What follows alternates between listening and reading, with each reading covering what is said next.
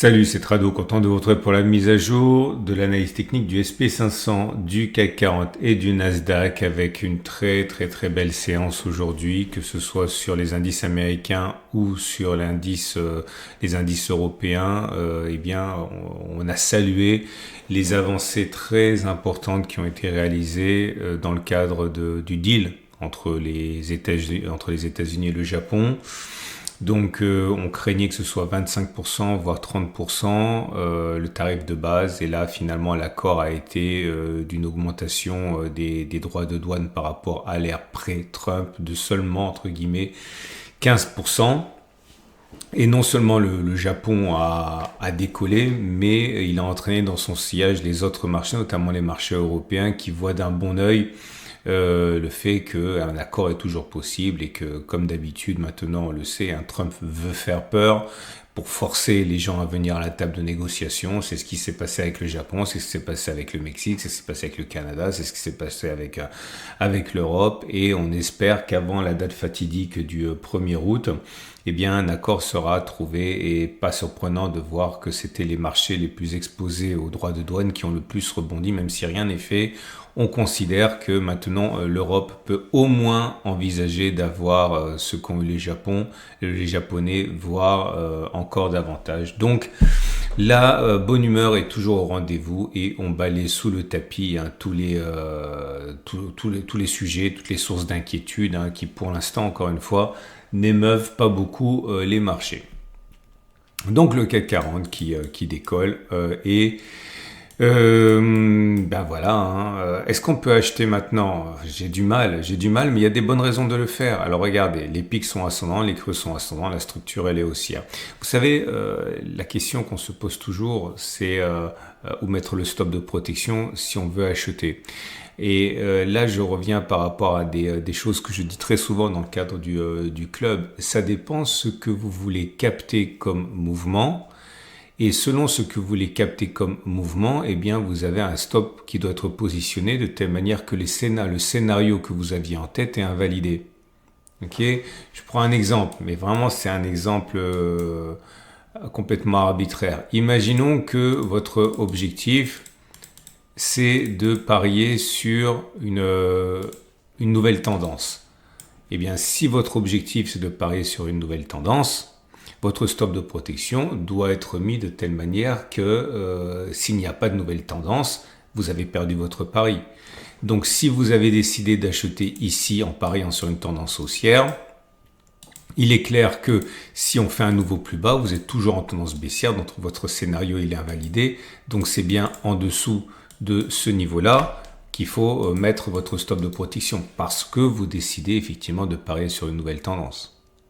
Si votre trade, c'est de parier sur une continuation de la tendance, parce que vous avez par exemple cassé ce niveau-là et vous dites ok, je vais acheter parce qu'on est en tendance haussière, tout naturellement, si votre scénario c'est de surfer sur une continuation de la tendance, votre stop de protection, tout naturellement, il doit être tel que vous sortez s'il y a une inversion de tendance.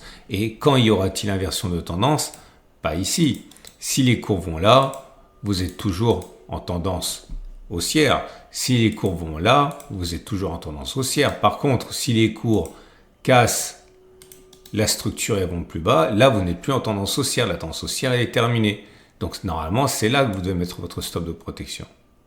Si vous avez testé un setup avec, ça commence à devenir vraiment dégoûtant ici, vous avez décidé d'acheter à un point, de manière arbitraire, vous avez décidé d'acheter à ce point-là parce que vous savez que vous avez calculé que vous avez un ratio gain-risque de 1 pour 1 dans 80% des cas.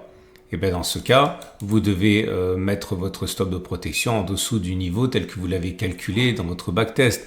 Dans le cas qu'on utilise le plus souvent, c'est sous les derniers plus bas. Pas forcément les plus bas de la structure, mais simplement, imaginons que vous ayez décidé, puis il n'y a plus de place pour marquer quoi que ce soit, imaginons que vous avez décidé d'acheter ici, ok, là, et que vous avez backtesté avec ici comme stop de protection, vous devez vous tenir à ça, etc. Donc il n'y a pas de stop de protection qui soit universel et qui s'impose comme une vérité. Il y a des scénarios et des stops de protection qui doivent être mis si votre scénario il est invalidé. Remonter son stop de protection. J'y viens parce que c'est un commentaire. En fait, oui, j'aurais dû commencer pour ça. Par ça, j'en parle parce que la question m'a été posée hier et j'ai pas eu le temps de répondre. C'est Christophe qui disait, ouais, bonjour Trado, pourquoi tu remontes pas ton stop loss au break-even? Ok, alors ça c'est par rapport au trade que j'ai pris ici. Ok, bon, pour une petite histoire, en fait, je l'ai remonté, je sais pas pourquoi, mais souvenez-vous, la semaine dernière, j'avais dit que je le remontais là, sous le précédent plus bas. Mais c'est vrai que bon, je vais le faire pour être sûr de ne pas oublier cette fois. Voilà. Donc voilà, c'est fait. L'idée, c'est que si les cours, imaginons que j'ai acheté pour une raison ou une autre, ok, pour une raison ou une autre. Imaginons que j'achète ici, en pariant sur le fait que la structure elle est haussière et que je mets mon stop de protection ici. Pourquoi ici? Je le répète, parce que si on clôture en dessous, j'ai bien dit clôturer, hein, parce qu'une touchette, c'est pas forcément une cassure de structure, il faut clôturer en dessous. Et que je mets mon stop de protection ici, parce que sous ce niveau-là, eh bien, on n'est plus en tendance haussière.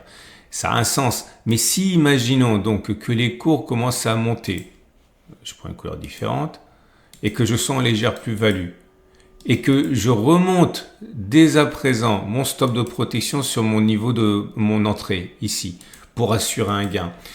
Moi, je comprends qu'on puisse faire ça. On se dit, bon, maintenant, je risque plus rien. Au pire, je gagne. Au mieux, je gagne. Au pire, je suis sorti sur mon niveau d'entrée. J'ai un trade, entre guillemets, gratuit.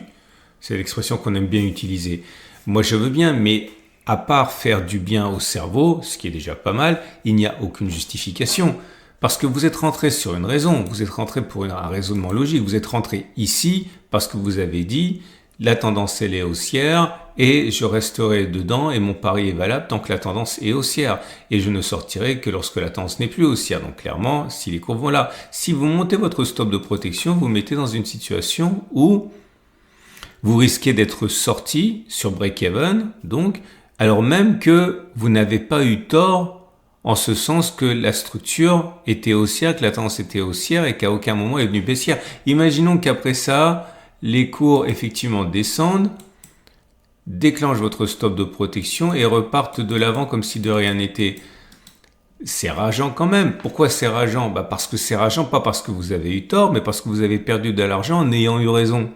C'est encore pire, il me semble. Mais chacun, encore une fois, doit gérer ses propres démons et sa propre personnalité. Mais voilà pourquoi. Donc, si je réponds à la question de Christophe, pourquoi est-ce que je ne remonte pas mon stop de protection? En vérité, je l'ai remonté mon stop de protection, mais je ne sais pas pourquoi ça a disparu. Ok, mais j'ai remonté mon stop de protection pas à n'importe quel moment. Je n'ai pas remonté mon stop de protection. Voilà où j'étais. Voilà, j'étais ici, j'ai acheté là. Ok. Je travaille comme un cochon. J'ai acheté là, on est reparti en stop de protection, enfin en tendance haussière, et puis on a fait un plus bas et on a fait un plus haut. Donc là, pourquoi est-ce que c'est uniquement là, il y a 3-4 jours, je crois, un truc comme ça, ouais, par là, que j'ai remonté mon stop de protection?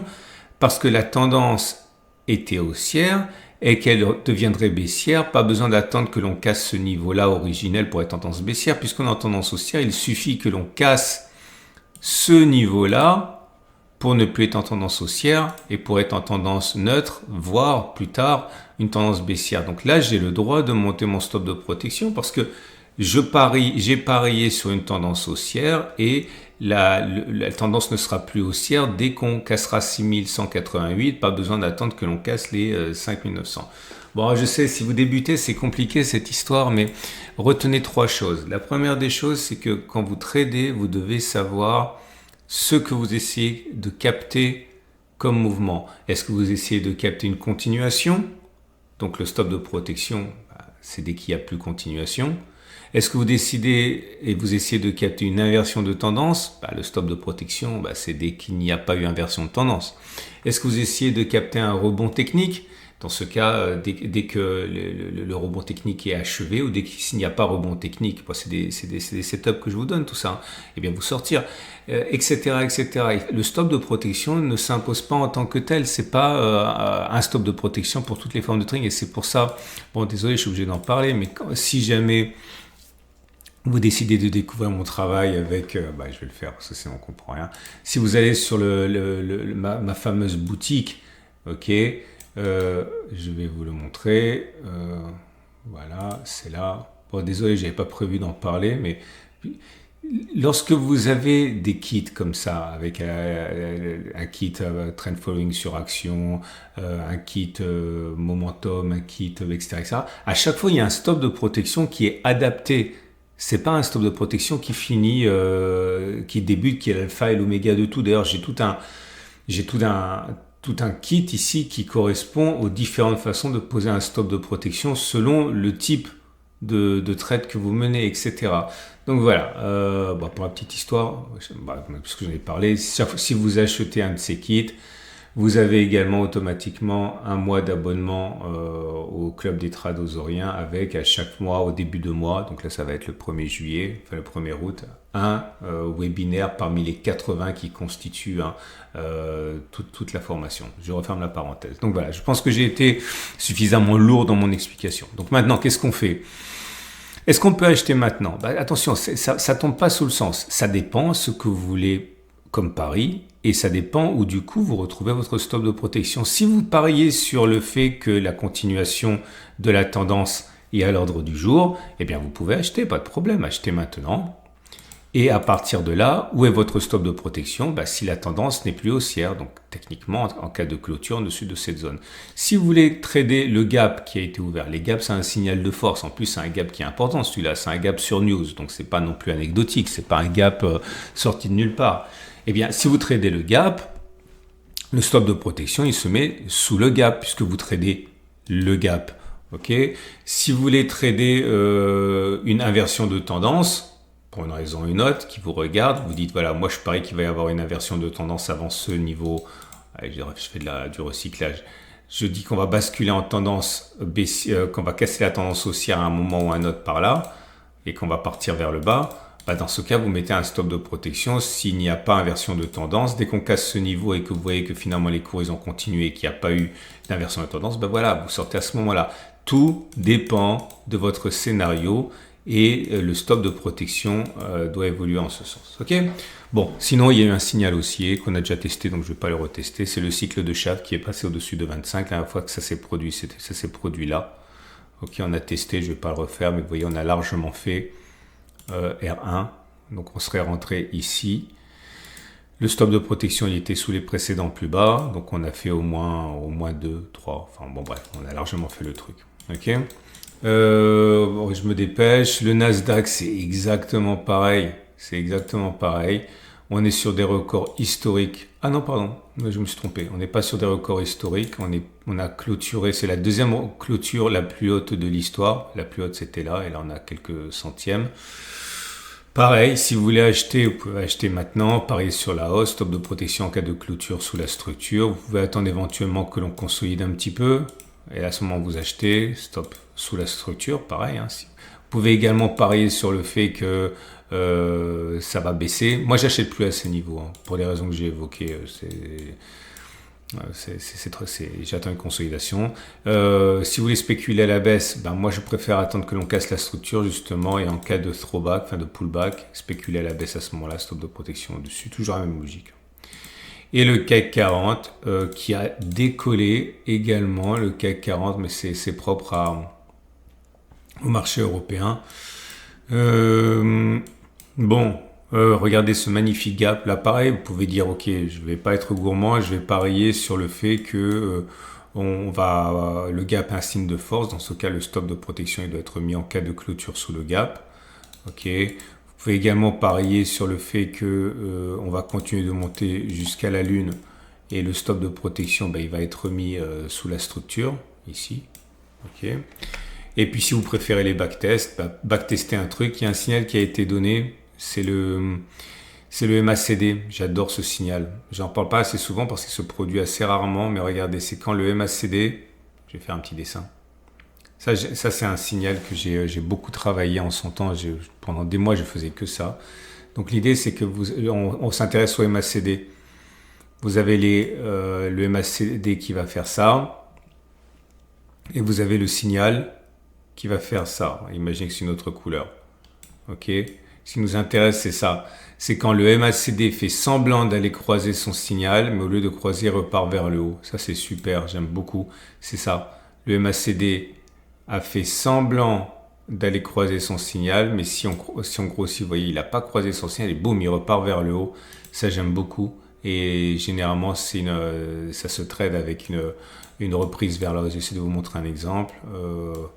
Là, vous avez la même chose, mais en scénario baissier. Vous voyez, le MACD qui a failli croiser à la hausse, mais finalement, il repart vers le bas. Bon, vous avez du boulot. Ah là, regardez là, magnifique, j'adore ça. Le MACD qui croise à la baisse, et non, je ne croise pas, je repars vers le haut. Ok. Bon, vous avez du boulot, regardez ça, c'est intéressant, j'aimais beaucoup faire ça. Excellente journée à tous, j'espère que ça vous a ouvert l'esprit sur ma façon de faire. Vous avez plein de vidéos qui vous attendent comme d'habitude. À demain pour la mise à jour. Ah, et likez, ça me fait super plaisir. Et abonnez-vous si vous voulez d'autres vidéos comme ça, il y en a tous les jours.